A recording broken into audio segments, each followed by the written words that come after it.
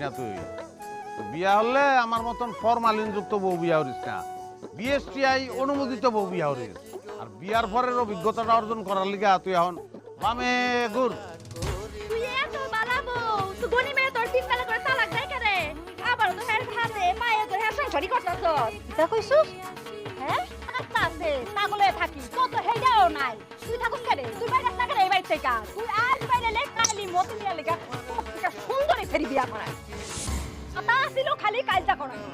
তোমার বউ যে আমারে চর মারলো, দাও 500 টাকা দাও।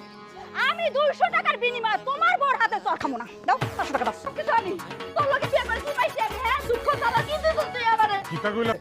ভাত কাপড় দিলেই খালি শুরু করে না। একটা ছেলের জীবনে মা হওয়া সবচেয়ে বড় সুখের ব্যাপার। হেরা দিতে পারছিস তুই আমারে?